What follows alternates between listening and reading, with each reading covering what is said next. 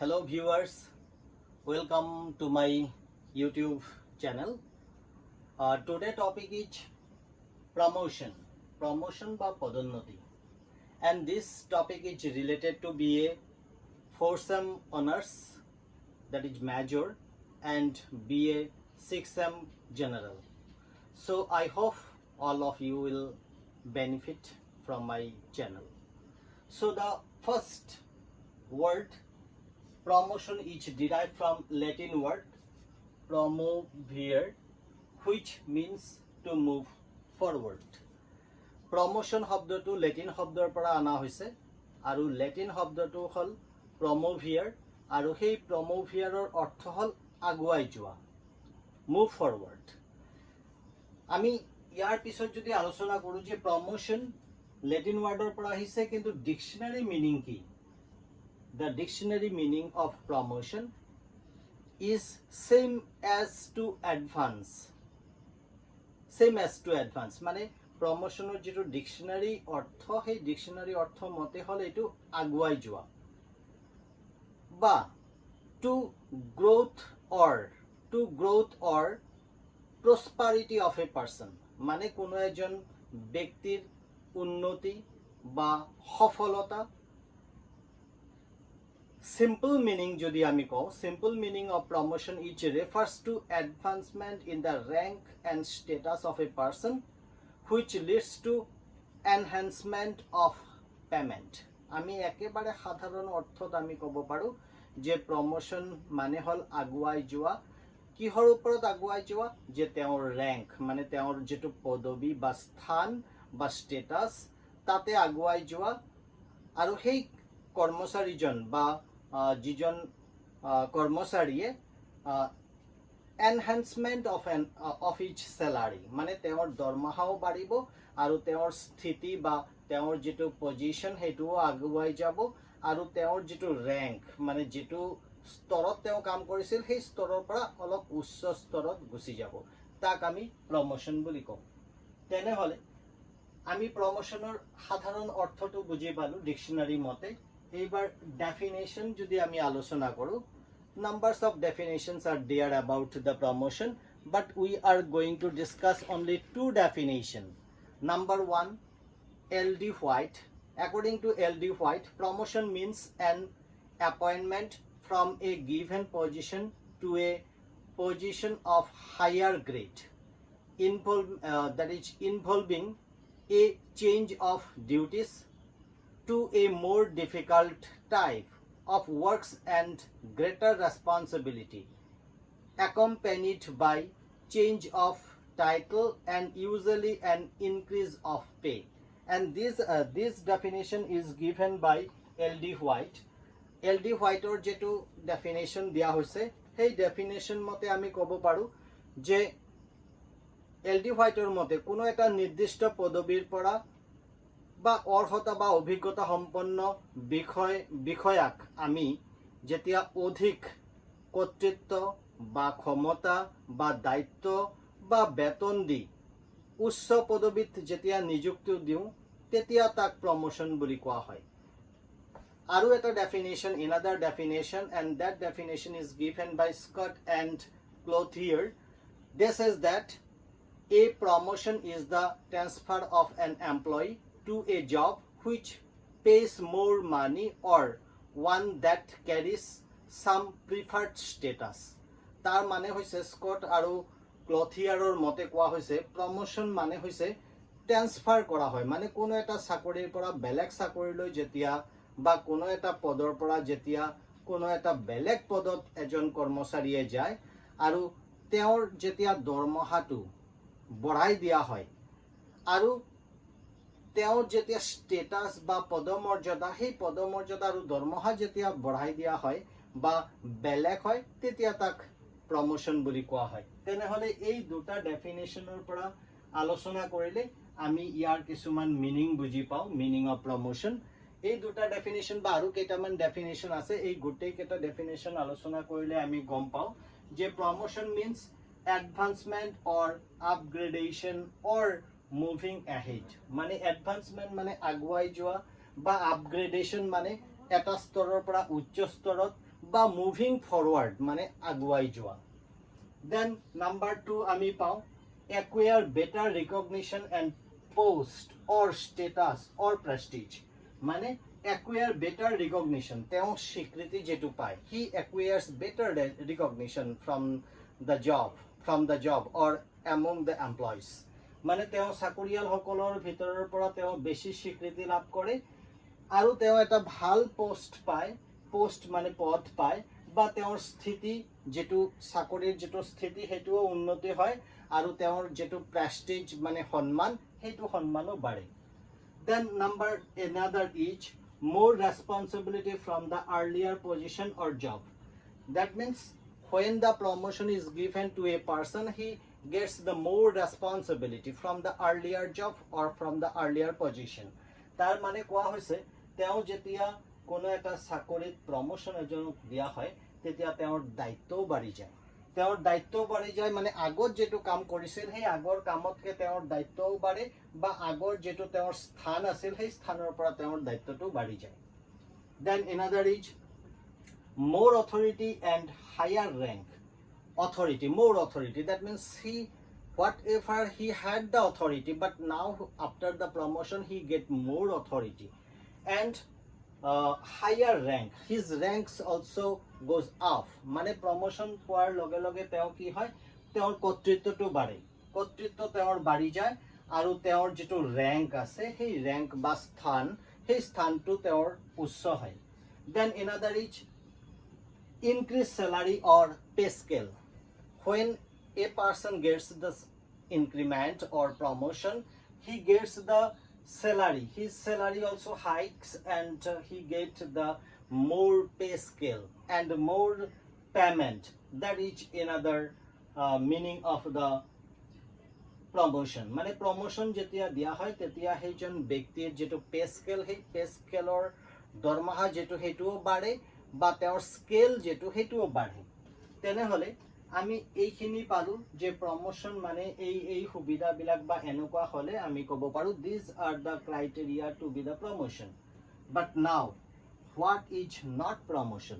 কোনবিলাকক আমি প্ৰমোশন বুলি নকওঁ মানে যেবিলাক আমাৰ প্ৰমোশন নহয় তেনেকুৱা বস্তুবিলাক হল what is not promotion? Say example, transfer from one post to another post of the same status or responsibility is not promotion.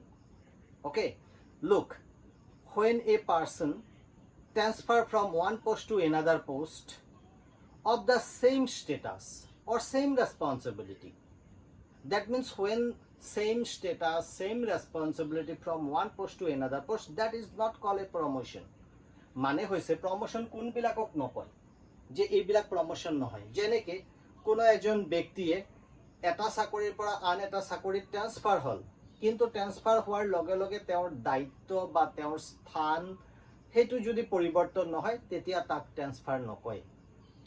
Then again annual increment or annual increase in the same salary scale is not promotion. That means annual increment, each and every employee gets annual increment.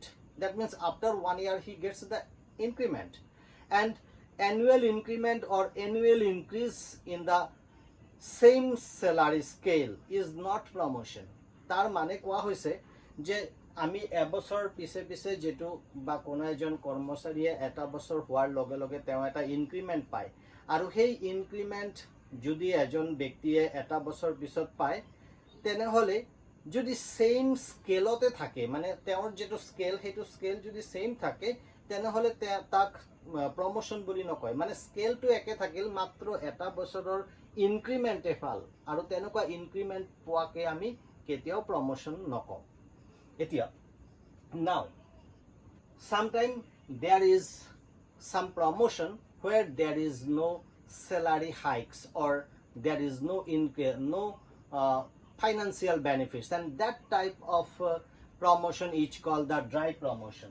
Dry promotion, that means dry promotion means the promotion after promotion of there is no salary hike of the employees. Okay, after promotion, that means a employee after his promotion if his salary is not hike, that type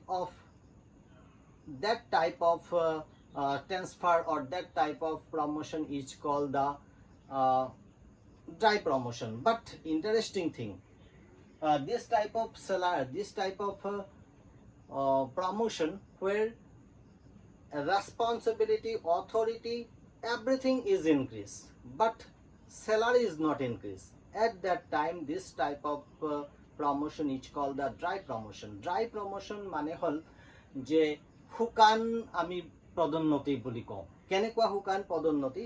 যেতিয়া কোনো এজন চাকৰিয়ালে এটা চাকৰিৰ পৰা উচ্চ স্তৰ বা এটা চাকৰিৰ পৰা আন এটা চাকৰিলৈ যদি উন্নীত হয়, তেওঁৰ ৰেসপন্সিবিলিটি, দায়িত্ব বাঢ়িব বা তেওঁৰ ষ্টেটাছটোও বাঢ়িব, কিন্তু তেওঁৰ যদি দৰমহা নাবাঢ়ে, তেনেহ'লে তেনেকুৱা ধৰণৰ পদোন্নতিবিলাকক আমি ড্ৰাই বা শুকান পদোন্নতি বুলি কওঁ। এতিয়া we can again, there are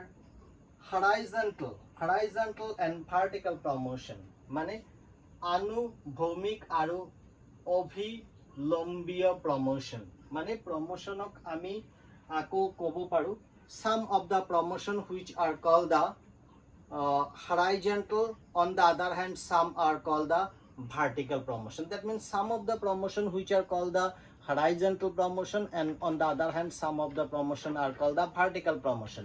মানে কিছুমান promotionক আমি কওঁ যে horizontal বা আনুভৌমিক, আৰু কিছুমান promotionক আমি কওঁ vertical বা তোমাৰ অভিলম্বীয় promotion. যেনেকৈ promotion means, horizontal promotion means promotion occurs in the same class or same classification of a job. That means this type of promotion is called the horizontal promotion because this promotion is from one post to another post, but in the same class or in the same classification of jobs. Say example, promotion as from lower division clerk to upper division clerk, but he remains the clerk. The classification of job is the same. That means he remains from lower division clerk to upper division clerk. This type of promotion is called the horizontal promotion. Horizontal promotion মানে হল আনুভৌমিক promotion বা পদোন্নতি। এনেকুৱা ধৰণৰ পদোন্নতি বিলাকত যেটো শ্ৰেণী, কামৰ চাকৰিয়ালসকলৰ যেটো শ্ৰেণী, সেই শ্ৰেণীটো একে থাকে, আৰু সেই এটা শ্ৰেণীৰ পৰা আন এটা শ্ৰেণীলৈ একে ধৰণৰ শ্ৰেণীত থাকি পেলাই, মানে এটা চাকৰিৰ পৰা আন এটা চাকৰিলৈ যেতিয়া গুচি যায়, কিন্তু শ্ৰেণী যদি একে থাকে, তেনেকুৱা ধৰণৰ চাকৰি, তেনেকুৱা ধৰণৰ প্ৰমোশনবিলাকক আমি হৰাইজন্টেল প্ৰমোশন বুলি কওঁ। যেনেকৈ এজন কৰ্মচাৰীয়ে আগত লোৱাৰ ডিভিজন ক্লাৰ্ক আছিল, কিন্তু পিছত যদি তেওঁৰ আপাৰ ডিভিজন ক্লাৰ্কলৈ গুচি যায়, মানে তেওঁ ক্লাৰ্কে থাকিল, তেওঁৰ যেটো ক্লাছিফিকেশ্যন অফ জব সেইটো তোমাৰ ক্লাৰ্কে থাকিল, তেনেকুৱা ধৰণৰ প্ৰমোশনবিলাকক আমি হৰাইজন্টেল প্ৰমোশন বুলি বা আনুভৌমিক প্ৰমোশন বুলি কওঁ। নাও the vertical promotion. Vertical promotion means the promotion crosses the class or classification of job. It crosses the class. That means from one position to another position, and when this promotion occurs, at that time it goes beyond the class. Say example, we can give the example in this type of promotion are from state civil service to all India service. Say example, when a state civil service officer promoted to the all India services, this type of promotion is called the vertical promotion. Vertical promotion মানে হল অভিলম্বীয় promotion, আৰু এনেকুৱা ধৰণৰ অভিলম্বীয় promotion মানে হল যেতিয়া কোনো এজন কৰ্মচাৰীয়ে এটা শ্ৰেণীৰ পৰা উচ্চ শ্ৰেণীলৈ গুচি যায়, মানে তেওঁৰ চাকৰিটো আগত যেটো শ্ৰেণী আছিল সেই শ্ৰেণীৰ পৰা উচ্চ শ্ৰেণীলৈ যেতিয়া গুচি যাব, তেনেকুৱা ধৰণৰ চাকৰি বিলাকক বা তেনেকুৱা ধৰণৰ প্ৰমোশন বিলাকক আমি অভিলম্বীয় প্ৰমোশন বুলি কওঁ। যেনেকৈ আমি দেখা পাওঁ যে কেতিয়াবা ষ্টেট সিভিল সাৰ্ভিস মানে ৰাজ্যিক যিবিলাক অসামৰিক সেৱা, সেই ৰাজ্যিক অসামৰিক সেৱাৰ পৰা কেতিয়াবা সৰ্বভাৰতীয় সেৱালৈ যেতিয়া ৰূপান্তৰিত হয় বা প্ৰমোশন হয়, তেনেকুৱা ধৰণৰ প্ৰমোশ্যনবিলাকক বা তেনেকুৱা ধৰণৰ পদোন্নতিবিলাকক আমি ভাৰ্টিকেল বা অভিলম্বীয় প্ৰমোশ্যন বুলি ক'ব পাৰোঁ। তো মই মোৰ এইটো টপিক ৰেডি কৰিছোঁ BL ফাদিয়া এণ্ড কুলদীপ ফাদিয়া তেওঁলোকৰ লিখা কিতাপৰ নাম হ'ল পাব্লিক এডমিনিষ্ট্ৰেশ্যন। 2013 চনত পাব্লিছ হৈছে public administrative theory and concepts, Agra সাহিত্য ভৱন। So I hope all of you will be benefit from my topic. So we will discuss in next video the types of promotion. Okay, thank you very much.